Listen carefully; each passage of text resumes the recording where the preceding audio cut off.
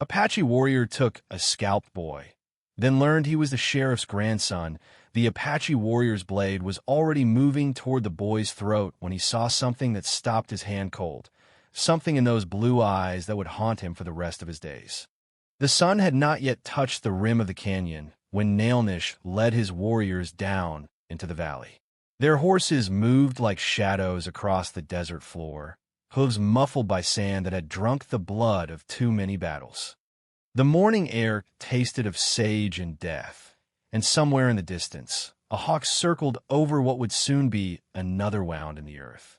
The homestead sat alone against the vast emptiness, its wooden walls already beginning to warp under the relentless Arizona sun.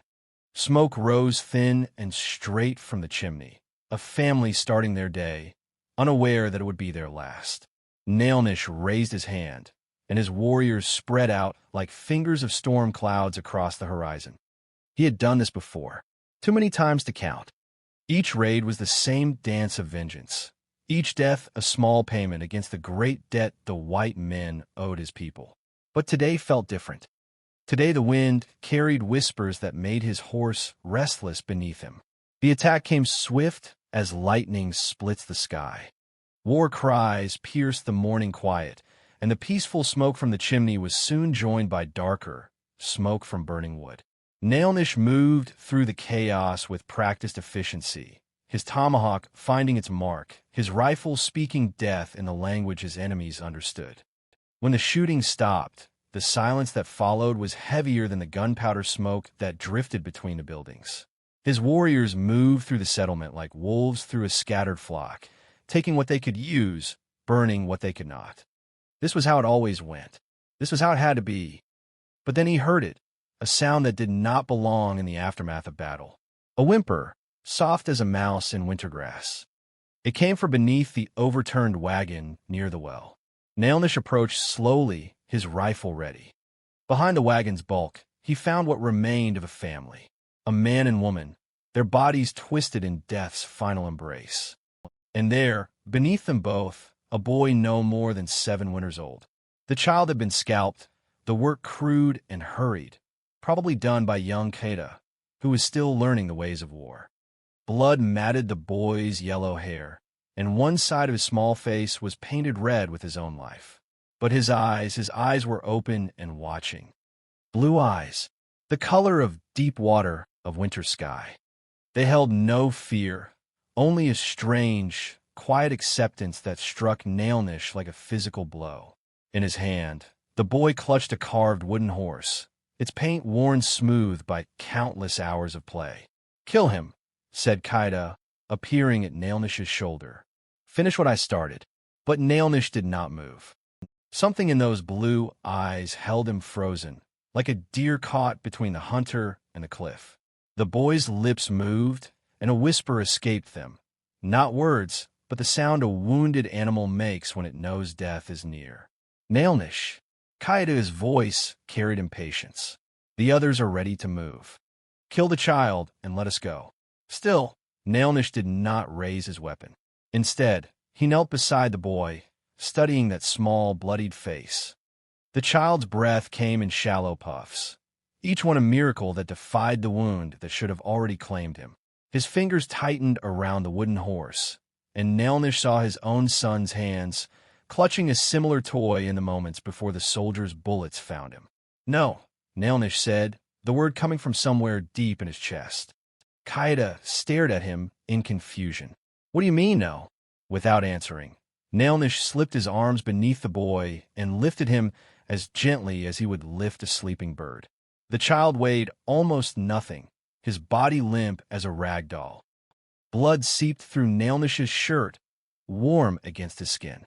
"You cannot be serious," Qaeda said, but his voice had dropped to the tone men use when they speak of sacred things they do not understand.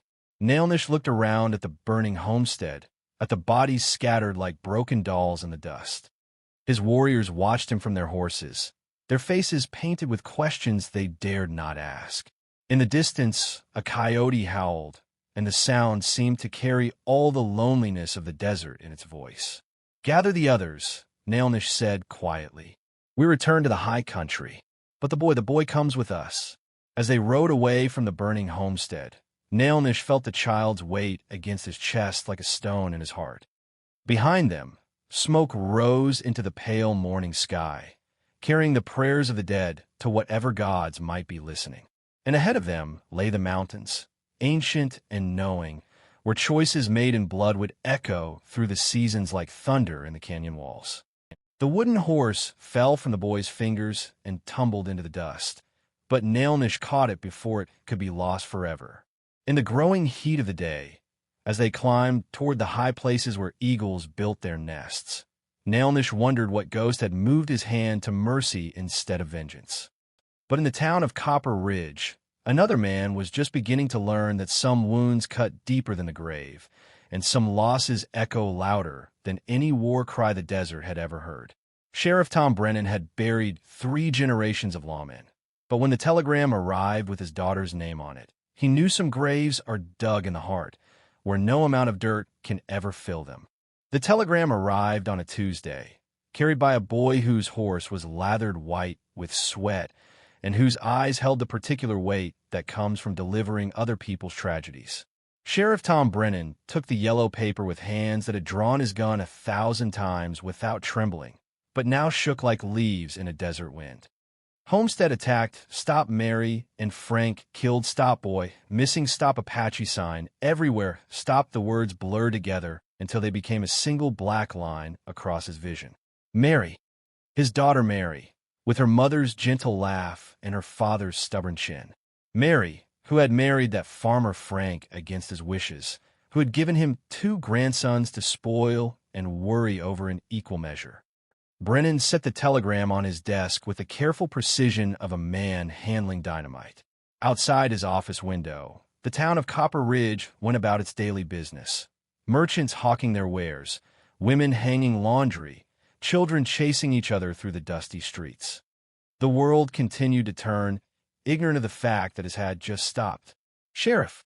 Deputy Martinez stood in the doorway, his young face creased with concern. The boy said it was urgent. Get word to the mayor, Brennan said, his voice coming from somewhere far away. Tell him to call an emergency council meeting and send riders to every ranch within 50 miles. We're forming a posse. Martinez nodded and hurried away, but Brennan barely noticed. He was already seeing things that existed only in memory now. Mary at 7 years old, proudly wearing his deputy badge like a crown. Mary at 16, tears streaming down her face as he arrested her first beau for drunk and disorderly. Mary at 22, walking down the church aisle in her mother's wedding dress while he fought back tears of his own. And Billy, sweet, bright-eyed Billy, who called him Grandpa Tom and who could ride a horse almost before he could walk. Billy, who was somewhere out there in the vast, unforgiving desert, either dead or wishing he was. The posse gathered at dawn. 15 hard men on harder horses, their faces grim with the kind of determination that comes from seeing too much death in too few years. They rode out of Copper Ridge like a storm cloud moving across the land, leaving dust and silence in their wake. But 50 miles away, in a hidden canyon where ancient peoples had once painted their dreams on stone walls, a different kind of storm was brewing. Naalnish sat beside a small fire, watching the boy sleep. 3 days had passed since the raid, and still the child lived, though his breathing remained shallow and his face fever-bright. The Apache warrior had cleaned the scalp wound as best he could, using herbs his grandmother had taught him to gather when the moon was dark. Whether the boy would survive the night, only the spirits knew. You should have left him to die, said its Sa, Naalnish's brother, settling down beside the fire with a grunt. What use is a white child to us? Naalnish did not answer immediately. Instead, he watched the flames dance and remembered another fire, 5 winters past, when soldiers had burned his village and he had held his own son's lifeless body in his arms. The boy had been about the same age as this one, with dark hair instead of light, but the same trust in his sleeping face. Do you remember Daklogy? Naalnish asked finally. Your son? Of course. Do you remember how he slept? How he would curl up like a prairie dog in winter, one hand always reaching for something in his dreams. Itsa glanced at the white boy, who had indeed curled into a small ball beside the fire, his fingers wrapped around the wooden horse. "This is not Daklogy," he said softly. "No," Naalnish agreed. "But perhaps the spirits sent him to remind me that some things are more important than revenge." They sat in silence after that, two warriors contemplating mysteries deeper than the canyon walls that sheltered them. Around them, the other members of their band went about their evening tasks, tending horses, preparing food, checking weapons. Normal sounds of camp life that felt strange with a white child sleeping among them. As the night deepened and the fire burned low, the boy stirred. His blue eyes opened, unfocused and bright with fever. He looked around at the Apache faces surrounding him, and Naalnish tensed, waiting for the screams that would surely come. Instead, the boy whispered a single word, "Water." Naalnish reached for his gourd and held it to the child's cracked lips. The boy drank greedily, water running down his chin and into the blanket Naalnish had wrapped around him. When he had drunk his fill, he looked up at the Apache warrior with those impossible blue eyes. "Are you going to kill me?" he asked, his voice no louder than whine through grass. The question hung in the air like smoke. Around the fire, conversation stopped. Even the horses seemed to grow still, as if the entire desert was holding its breath. "No," Naalnish said finally. "I'm not going to kill you." The boy nodded as if this made perfect sense, then closed his eyes and drifted back in a fevered sleep. But his fingers never loosened their grip on the wooden horse, and something in that simple act of faith cut through Naalnish's heart like a knife made of starlight. Miles away, Sheriff Tom Brennan made camp under the same stars, his own heart heavy with grief and purpose. He cleaned his rifle with the methodical care of a man preparing for war, each motion practiced and sure. Tomorrow they would pick up the Apache trail. Tomorrow the hunt would begin in earnest. But tonight, in the quiet darkness between vengeance and mercy, two men who had never met wrestled with the same question that had haunted the desert since time began. When does justice become just another word for the pain we carry in our hearts? In the morning, both the sheriff and the Apache warrior would wake to find their worlds changed by a sleeping child who belonged to neither of them, and to both of them, in ways that would soon test everything they believed about family, blood, and the terrible weight of truth.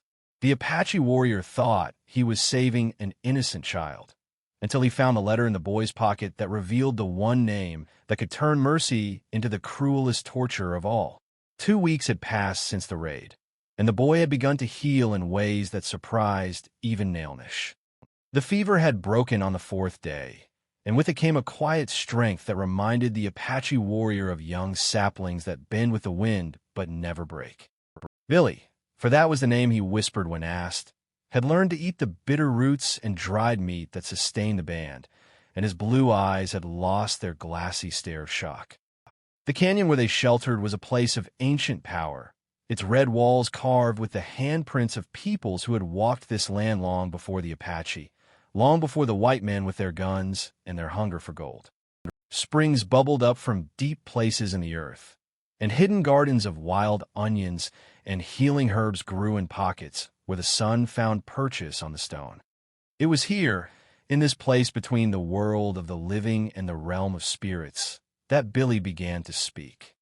At first, it was only single words: water when he thirsted, horse when he clutched his wooden toy, hurt when the wound on his scalp throbbed in the morning cold. But gradually, like ice melting in spring, the words became sentences, and the sentences became stories. He told Naalnish about his mother's garden, where she grew tomatoes as big as a man's fist.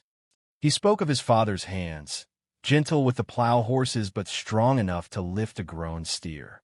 And he talked about his grandfather, the sheriff, who wore a star on his chest and taught Billy to whittle animals from soft pine wood. "Grandpa Tom," the boy said one evening as they sat by the fire, his small fingers working to repair a tear in his shirt. "That's what I call him. He has a mustache that tickles when he kisses my forehead, and he smells like coffee and leather." Naalnish listened to these stories with the patience of stone, but each word was another weight added to his heart. This child, this small life that had somehow called forth mercy from his warrior's soul, was not just any white settler's son. He was the blood of the very man who had hunted Apache bands across the territory for years, the lawman whose name was spoken in the same breath as death around Apache campfires.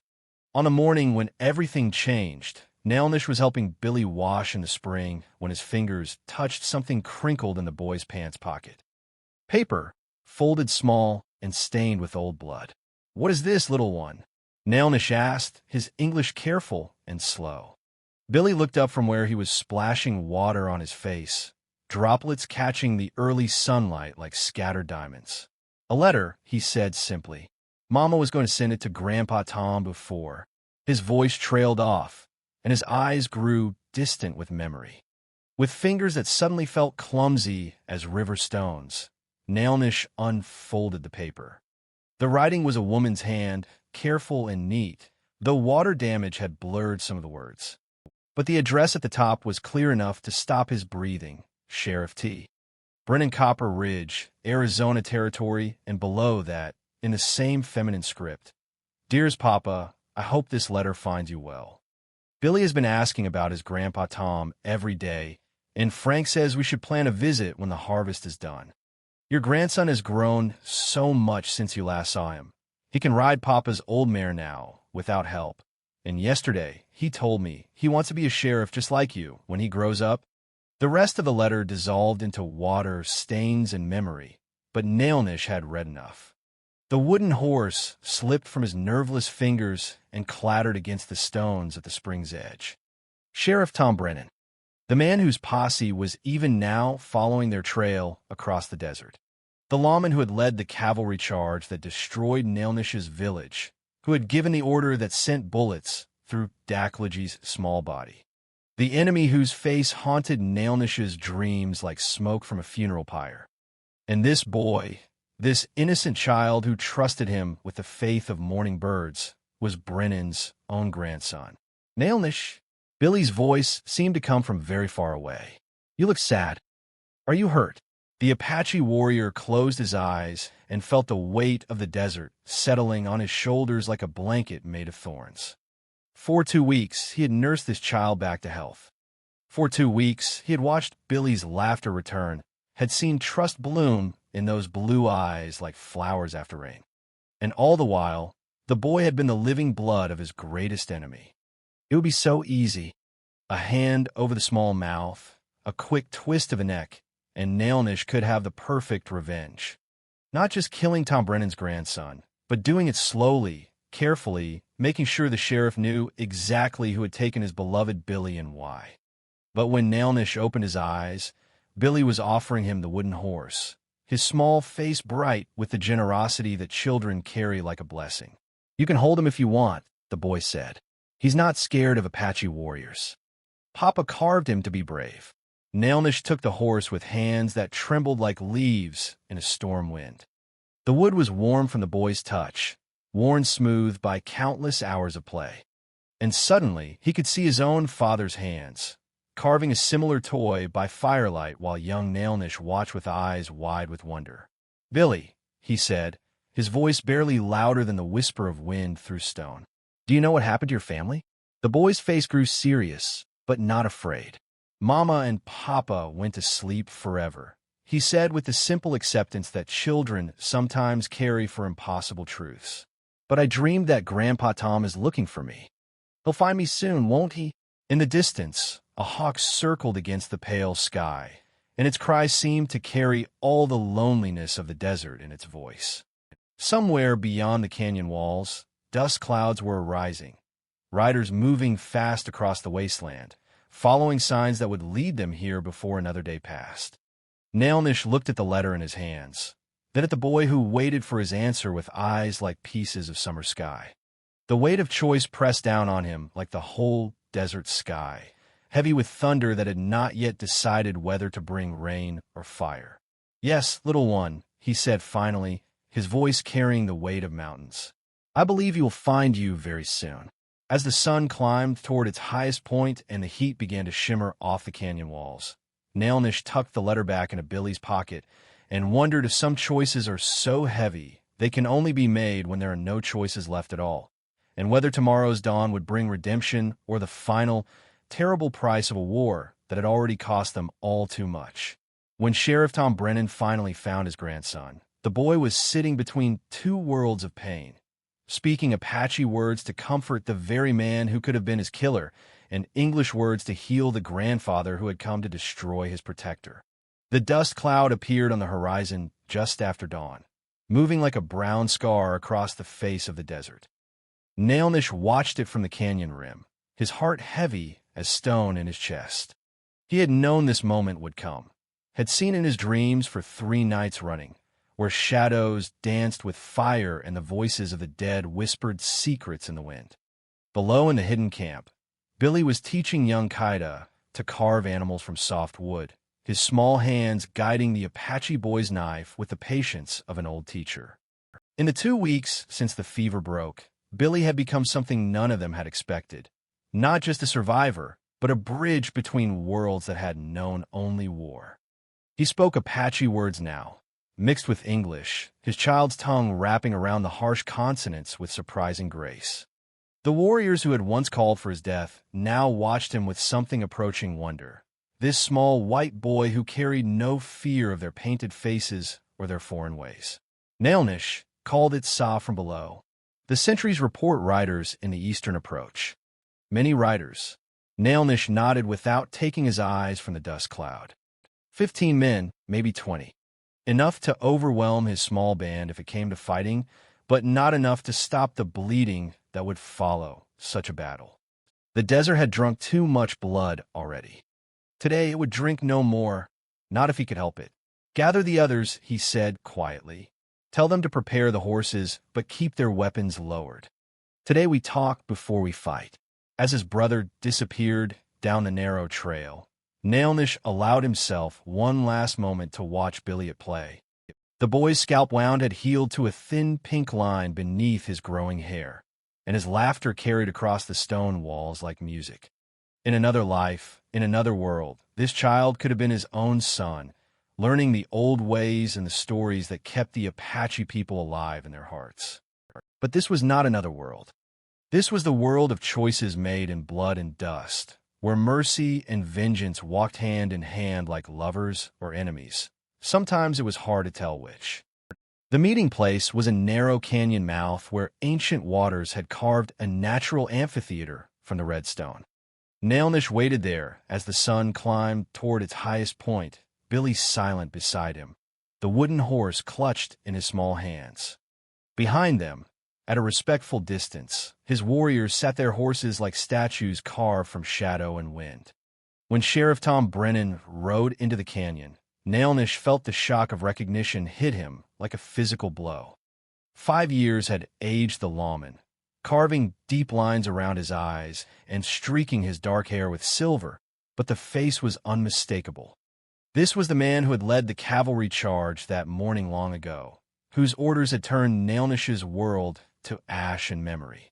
Brennan's posse spread out behind him in a loose semicircle, weapons drawn but lowered, their faces tight with the particular tension that comes just before violence erupts.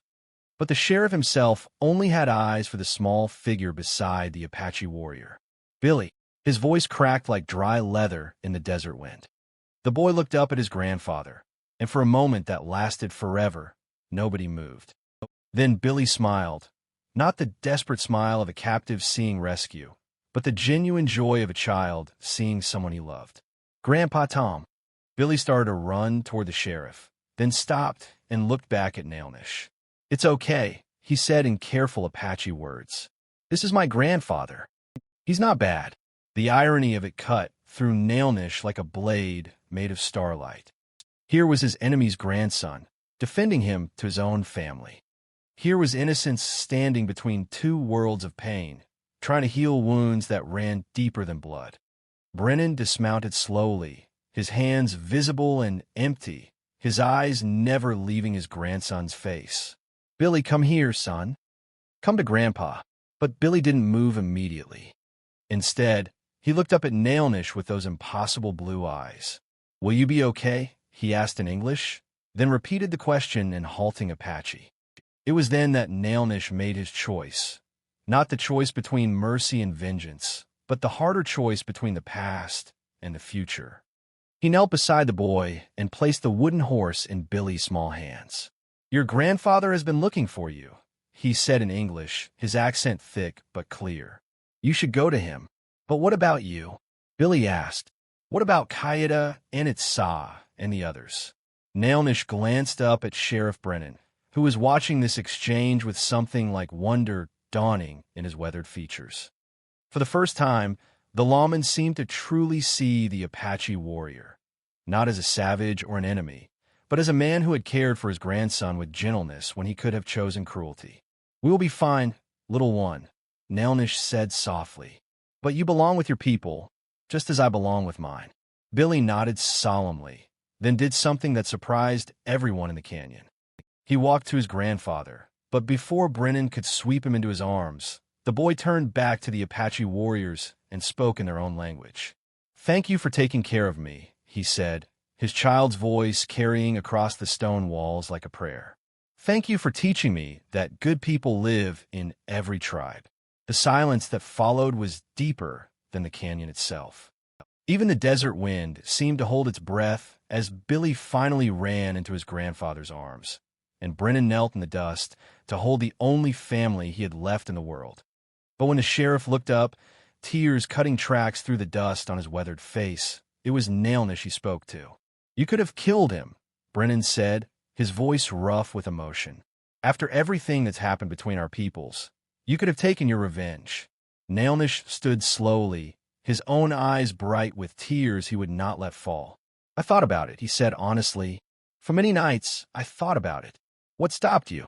Naalnish looked down at Billy, safe now in his grandfather's arms, still clutching the wooden horse like a talisman against the darkness of the world. "He dreamed of you every night," the Apache warrior said quietly. "He never stopped believing you would find him. And I remembered.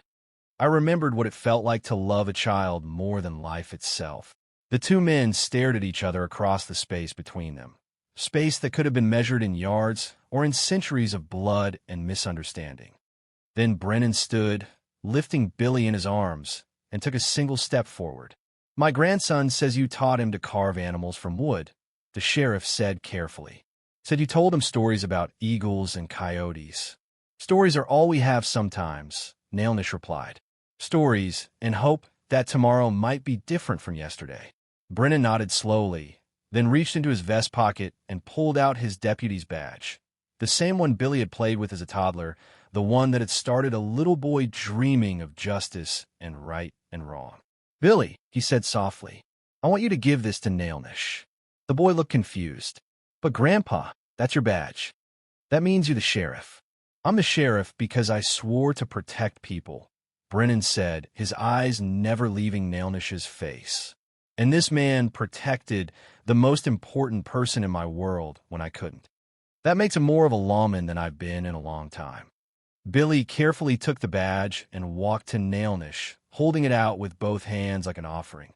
"He says you're a good sheriff, too," the boy said in Apache, then switched to English. "Will you keep this? To remember me?" Naalnish took the badge, its metal warm from Billy's touch, and felt the weight of forgiveness settle on his shoulders like a blanket his grandmother might have woven from starlight and mercy.